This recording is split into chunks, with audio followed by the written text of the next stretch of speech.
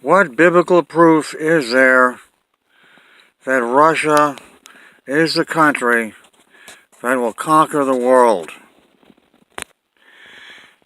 I should explain that Bible prophecy does claim that the beast will make war against the Christians. That means the countries where the Christians live, in particular the leading Christian countries like America.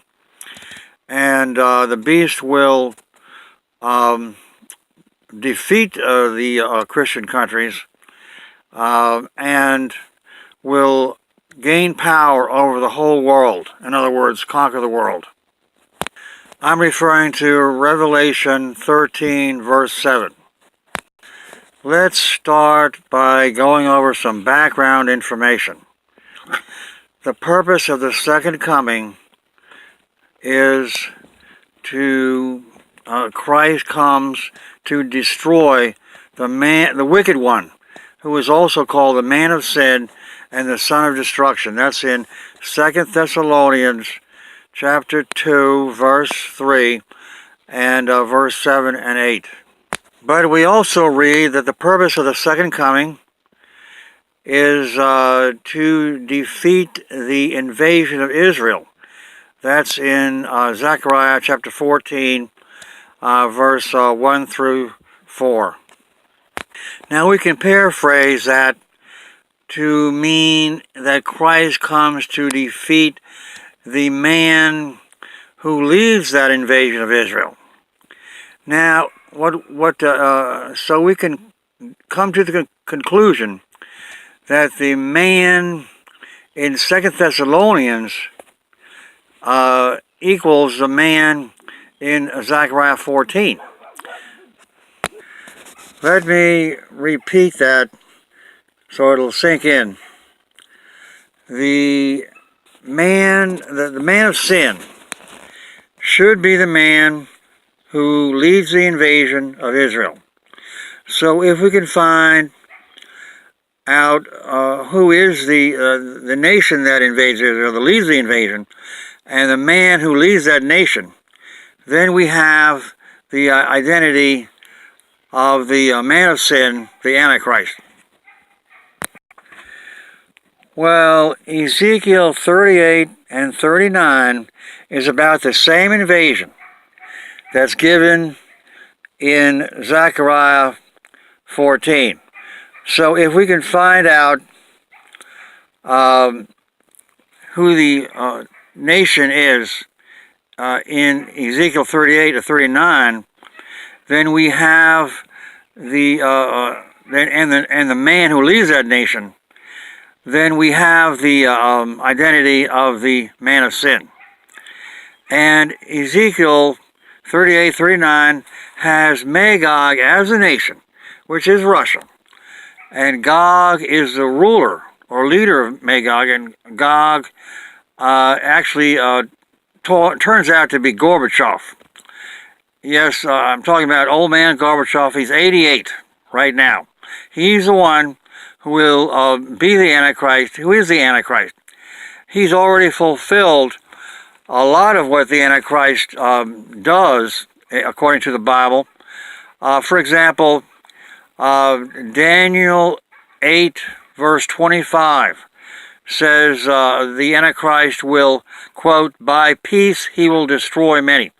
Now, Gorbachev, he's fulfilled the part about peace. He's made peace.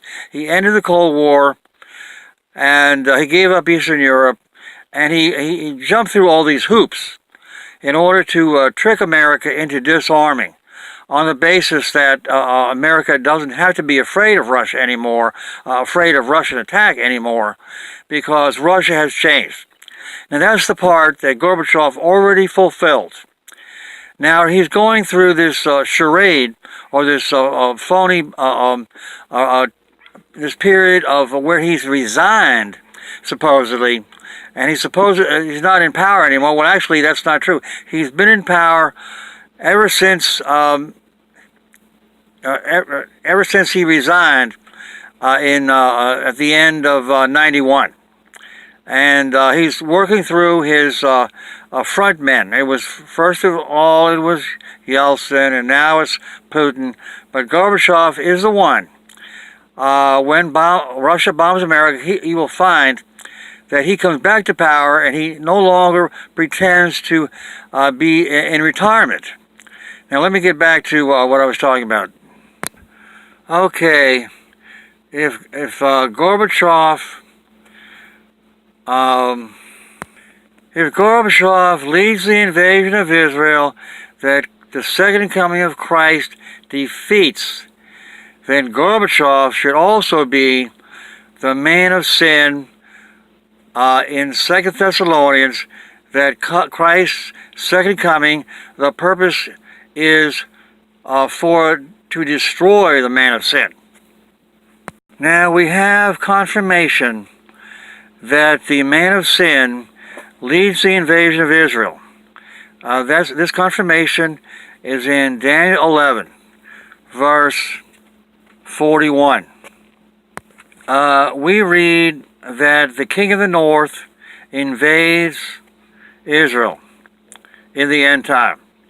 Now, this king of the north is actually another name for the man of sin. The man of sin is Paul's term for the king of the north. Now, what Paul did was he read Daniel 11, and he takes the things that the king of the north does, and he talks about them in 2 Thessalonians. There are 5 parallels between the man of sin and the king of the north. The man of sin opposes all that is called God, and that shows up in 2 Thessalonians. The man of sin, the king of the north, speaks against God. That shows up in 2 Thessalonians chapter 2, verse 4. And the man of sin magnifies himself in addition to exalting himself above God. Now this shows up in 2 Thessalonians in terms of Paul saying that this man, the man of sin, claims to be God, and so there's a slight difference there. But basically, if you exalt yourself and then you magnify yourself, at some point you actually are claiming to be God. Now the 4th parallel is the king of the north comes to the beautiful holy mountain in Israel, which would be Mount Zion, and the same thing is true with the man of sin. He comes to the temple, and that's temple is located where? Mount Zion. And fifthly, the king of the north is defeated by God directly, and the same thing is true with the man of sin. So there are 5 parallels. So the king of the north really is the man of sin. And so on that basis, because the king of the north invades Israel, we can say the man of sin invades Israel. And that's what I started off with, that the invader of Israel and the man of sin should be the same guy. Okay, that's the background information. Now for the pertinent information, the conquest of the world. We'll deal first with the invasion of Europe. The king of the north invades Israel in verse 41. But in verse 40, it says the king of the north invades many countries to the south, and he sweeps through them like a flood.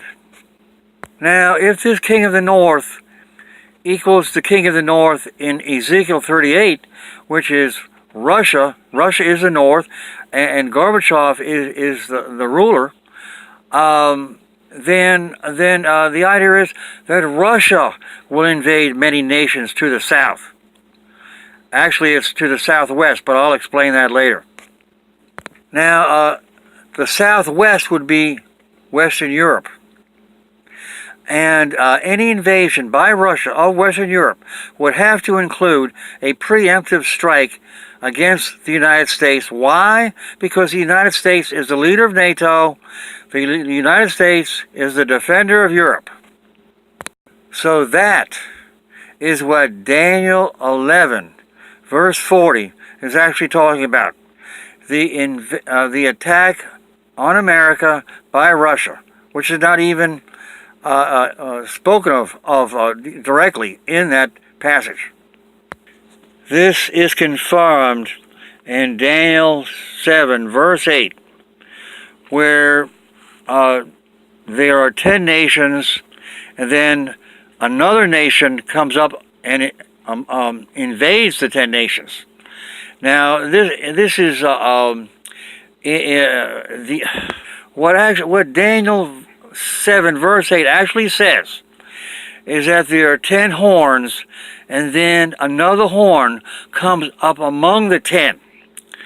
But because the 10 horns are 10 kings, that's in verse 24, and the 10 kings rule 10 nations, then the 10 horns are actually 10 nations, and the 11th horn is actually another nation.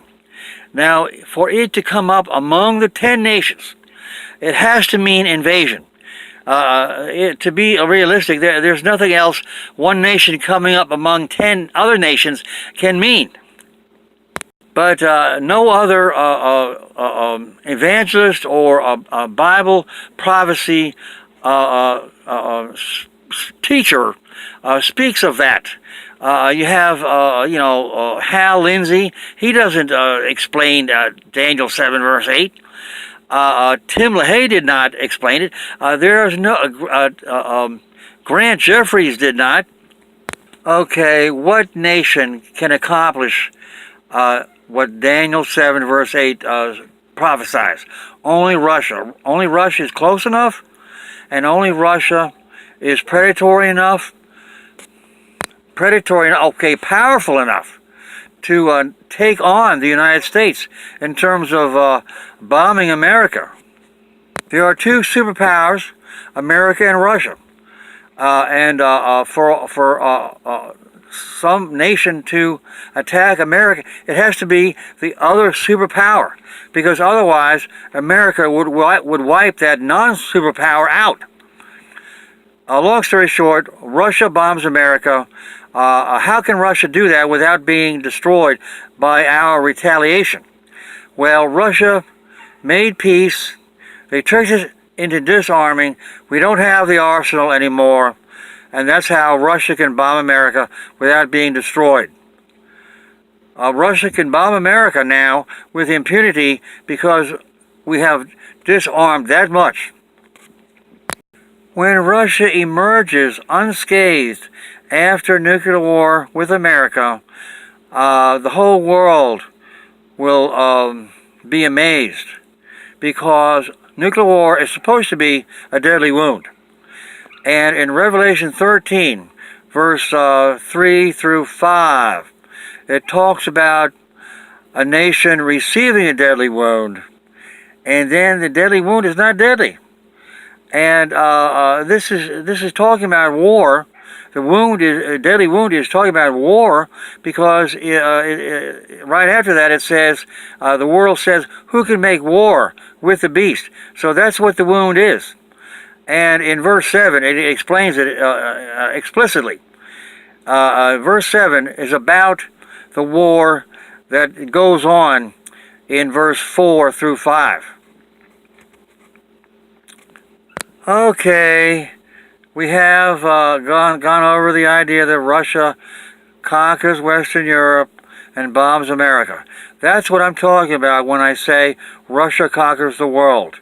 Because once America is knocked out, knocked off as a superpower, and NATO is conquered, NATO nations are conquered, NATO Europe is conquered, then the rest of the world basically is under Russia's control.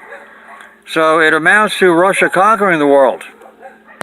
Now there's one problem with what I've said so far. I'm saying the king of the north in Daniel 11 equals the king of the north in Ezekiel 38 and 39, which is Magog, the north of Magog, and which is Russia, and Gog is the ruler of Magog, and Gog is Gorbachev. Now, how can we get that same idea out of Daniel 11, verse 37 through 45? There, the north clearly is Syria.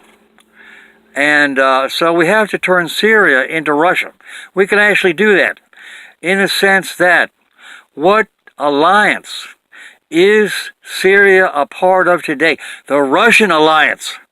So Syria, if you think of Syria as talking about the larger identity, Syria actually boils down to Russia. Syria points to Russia. And in the sense that Syria and Russia are one. Like a man and a woman, when they get married, Christ says they are one flesh.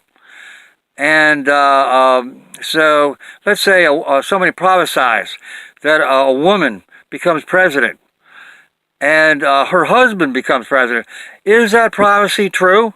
In a sense it is, because a man and a woman, like I say, they are one. Now, Syria is one with Russia, so the prophecy about Syria doing all this conquest, it's actually talking about Russia doing the conquering. And so when verse 40 says the king of the north will invade nations to the south, first of all, Syria, going by the Syria-Egypt model, okay, earlier in the same chapter, there are several wars between Syria and Egypt. Now, this is called the north versus the south. Well, Egypt is not south of Syria. Egypt is to the southwest of Syria. And Syria is not north of Egypt. Syria is northeast. So if you take that same framework and you apply that to Russia, and you look to nations southwest of Russia, that would be Western Europe. And so in verse 40, when it says the north attacks the south, it's talking about Russia attacking Western Europe. And so I wanted to explain that. Of course, when Russia conquers Western Europe, it also gobbles up Eastern Europe. Russia, when it let Eastern Europe go free in the late 1980s, that's a little bit like a cat having caught a mouse, letting the mouse go free. It doesn't intend to let the mouse go free. It's playing with the mouse. It captures the mouse, and then it lets it go free, and then it captures it again. Now, Russia conquered Eastern Europe, and now it has let Eastern Europe go free. But it intends to conquer Eastern Europe again when it also conquers Western Europe. Now, I want to emphasize that conquering the world does not mean conquering every country. Just like if someone shoots somebody in the heart, they don't have to shoot them in the liver, shoot them in the lungs, shoot them in the head, shoot them in the other organs. Shooting somebody in the heart kills the whole person. And in the same way, if some nation knocks off the United States, they basically have knocked off all the opposition. If a superpower knocks off the United States, it knocks off all the opposition to that surviving superpower. Russia does not have to conquer Brazil in order to do the equivalent of conquering Brazil. It doesn't have to conquer India in order to do the equivalent of conquering India. all the nations of the world are in effect conquered once Europe is conquered and once the United States is knocked off as a superpower. Now, what about China? Well, China is not a superpower yet. That's one reason why Russia will attack America now, to do it before China becomes a superpower. Russia hopes that China will knuckle under and allow Russia to rule over China. But actually what China will do, will get ready to go to war. And then the second coming of Christ occurs ahead of time to head off that super nuclear war between Russia and China. Christ clearly says, Matthew 24:22, Christ says he will shorten the tribulation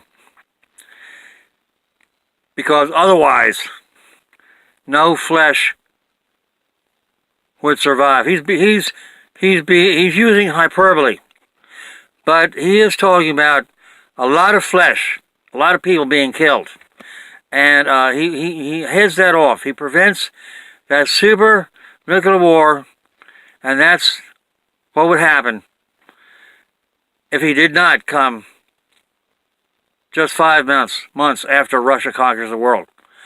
And that's how long the tribulation will be, just 5 months. That's from Revelation 9, verse 5 and 10. And so he comes before China can go to war with Russia, and that would, be that would be what Christ described in Matthew 24:22. Please make a paper copy of this video by copying down the transcript that I'm going to put in the description box under the video. Like I say, I'm expecting Russia to bomb America. I'm expecting it when we go into Venezuela to get rid of the dictator Maduro. And that should happen in June. So the tribulation should run from June to October. And now Christ would come in around the Feast of Tabernacles. He takes the Russian soldiers that are invading Israel at the time. He makes them his soldiers. They go over to his side, just like Saul of Tarsus in Acts 9, verse 3. And he sends the Russian soldiers back home to proclaim God's glory, the glory of the second coming, which they have just witnessed. And now that part is in Isaiah 66, verse 19.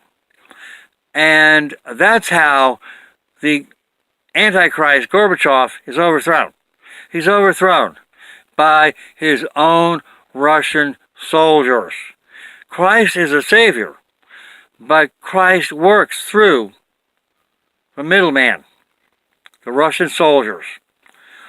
And Christ is called the Son of David. And he is like David. David fought Goliath. Goliath had all the, he had the shield, he had the sword, he had the spear. And David had nothing. The slingshot doesn't really count. And in the same way, when Christ appears in the sky over Jerusalem, Christ will have nothing but light. He gives off light. And Gorbachev will have all the tanks, all the bombs, all the missiles, and all the, soldiers and rifles and so on. But Christ still wins. So Christ really is like David, the shepherd boy, to some extent. And Christ comes at the second coming when the Russians are aiding the Palestinians.